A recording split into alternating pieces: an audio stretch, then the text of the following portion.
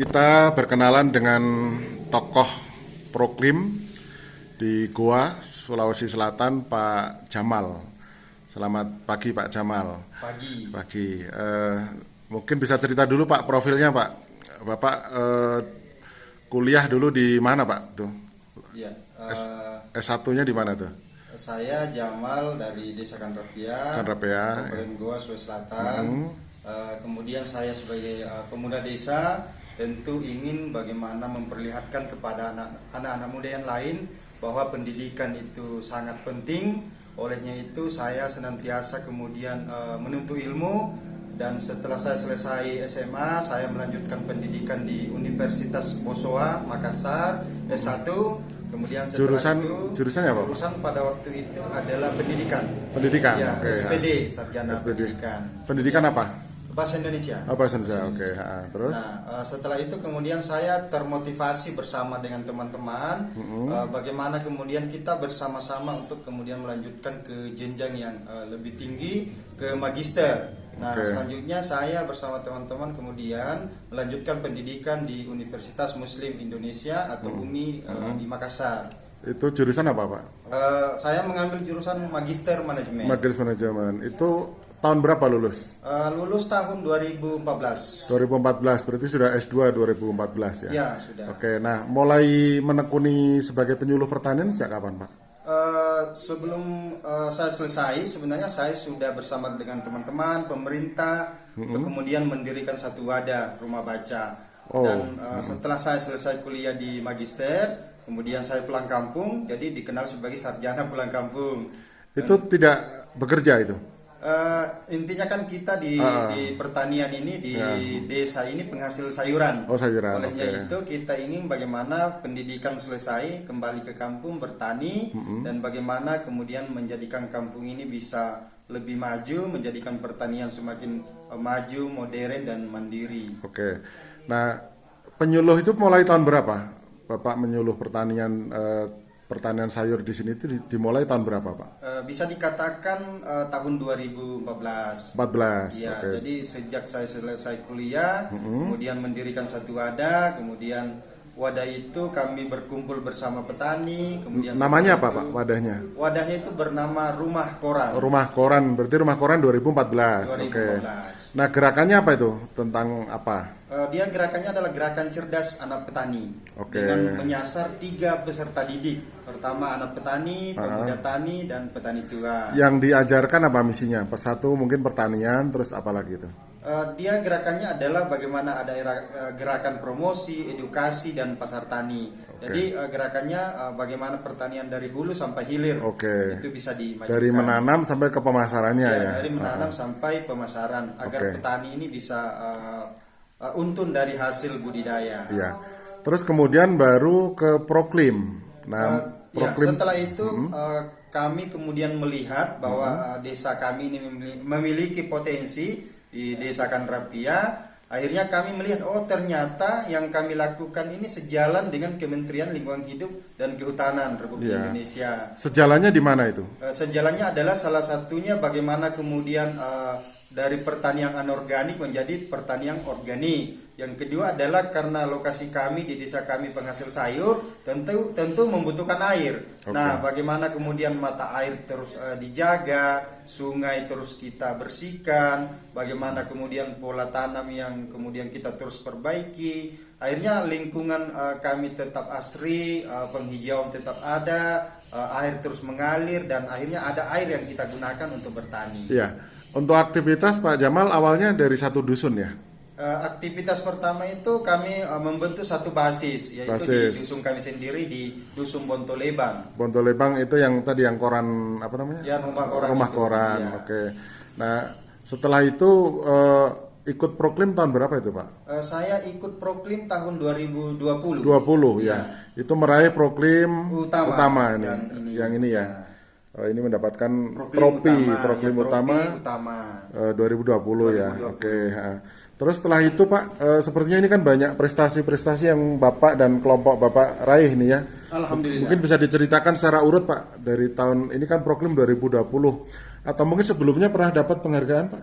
Ya, jadi sebelumnya itu kami pernah dapat penghargaan satu Indonesian Awards dari PT Astra Astra Internasional. karena prestasi apa itu, Pak? Ini prestasinya adalah di bidang pendidikan. Jadi melalui gerakan Rumah Korang dan penerapan pertanian, bagaimana gerakan pendidikan bisa mandiri terus berjalan. Akhirnya kami mendapatkan apresiasi dari PT Astra Internasional 2017. Oke, jadi 3 tahun setelah mengawali sarjana pulang kampung tadi, Pak ya. Ya. Nah, terus berikutnya apa, Pak nih?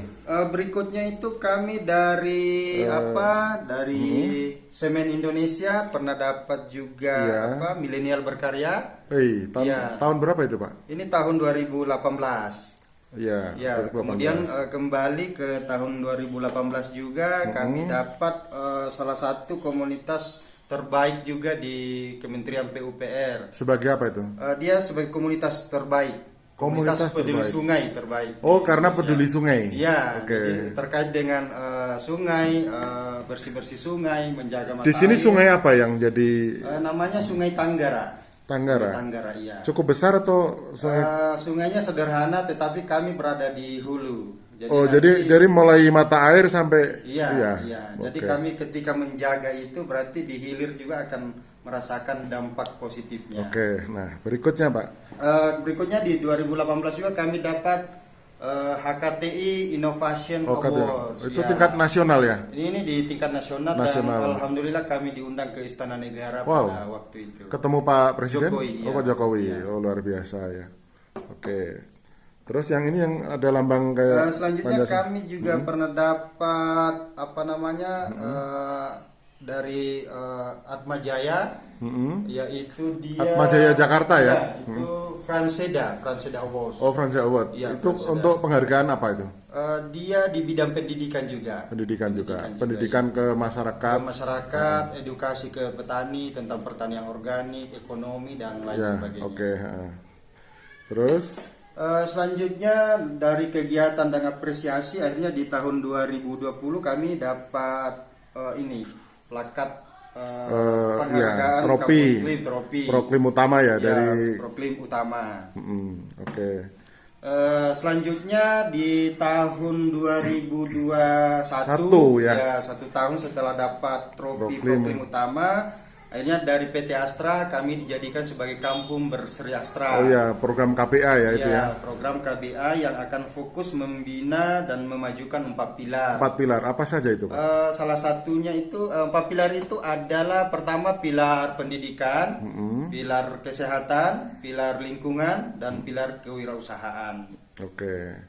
Nah, satu lagi nih apa nih? Di tahun ini 2022 kemudian dari Food and Agriculture Organization dari FAO ya? Ya. Wih, luar biasa, itu internasional, Pak ya? Internasional. Penghargaan apa ini, Pak? Dia ini kami dapat bingkisan, berarti bagaimana kemudian kami bersama-sama bagaimana ketahanan pangan itu berasal dari anak muda, petani di desa. Bagaimana itu bisa bertahan dan bisa dicukupi. Ini juga mungkin dibuktikan saat masa pandemi 2 tahun ini juga sini menjadi suplai utama sayuran di Makassar ya, Pak ya? Ya, jadi di tahun-tahun yang lalu dan sampai hari ini kami menjadi penyuplai sayur salah satu terbesar di Sulawesi Selatan. Dan kemudian kami caranya membuktikan adalah dengan melahirkan program berbagi ke 100 panti asuhan di 4 kabupaten kota di Sulawesi Selatan. Itu sekali untuk 100 bingkisan itu ya?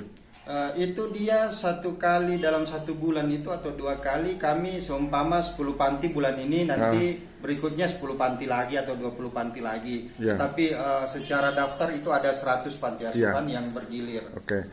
Nah, tahun ini kan lokasi ini menjadi kandidat Proklim Lestari. Nah, Bapak kan sudah melakukan pembinaan ke 10 lokasi ya, Pak ya.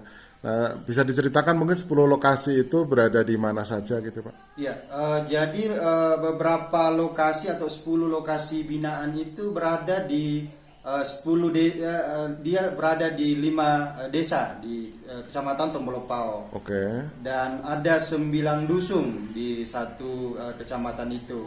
Dan 10 kelompok ini beragam, memiliki keunikan masing-masing. Contoh salah satunya adalah ada kelompok yang kami bina bernama Rumah Kambing. Jadi dia fokus beternak kambing, kemudian tetap bertani. Kemudian ada kelompok yang lain itu dia fokus pembibitan, tetap bertani tapi ciri khasnya dia di pembibitan. Kemudian ada lagi ciri khas yang dia di peternakan. Sapi. Itu jadi 10 kelompok itu punya masing-masing keunikan tersendiri, dan kami senantiasa bagaimana kemudian menyebarkan virus-virus kebaikan. Bagaimana kampung kita ini kemudian menjadi kampung iklim begitu. Ya. Artinya hubungan yang intensif dari antara Pak Jamal dengan lokasi yang dibina itu modelnya seperti apa, Pak? Apa Bapak sering ke sana atau mereka ke sini gitu? Dua-duanya. Jadi dua-duanya. Kegiatan itu kami senantiasa komunikasi melalui WA, telepon. Jadi seumpama di tempat itu ada kegiatan atau ada lahan yang ingin dilihat sama-sama, berarti saya yang ke sana. Tetapi seumpama di rumah koran menjadi tuan rumah, berkumpul sama-sama, satu kali berdiskusi, akhirnya penyebaran informasi dan diskusi pertanian itu bisa menyebar. Jadi dua-duanya kami jalankan. Jadi intinya hubungan awal itu adalah konsep pertanian, tapi pertanian yang ke arah ramah lingkungan gitu ya, pertanian organik, terus kemudian yang melebar ke arah gerakan proklim nasional ini ya. Oke, sebagai penutup mungkin ada harapan Pak Jamal untuk kegiatan lingkungan buat masyarakat di sekitar sini, Pak, silakan. Harapan saya dan ajakan saya adalah sebagai anak muda yang kemudian hari ini kita menjadi milenial, mari berbuat dari hal sederhana seperti pungut sampah, bersih-bersih sungai, penanaman, penghijauan. Karena dari hal sederhana itu kemudian akan berdampak kepada lingkungan untuk hari ini dan untuk hari-hari yang akan datang, akan dinikmati oleh anak cucu kita ke depan, dan bagaimana gerakan itu bisa dinikmati, bisa menjadi sejarah bahwa itu dilakukan oleh anak muda yang berasal dari desa. Jadi dari desa untuk Indonesia kita bisa berbuat.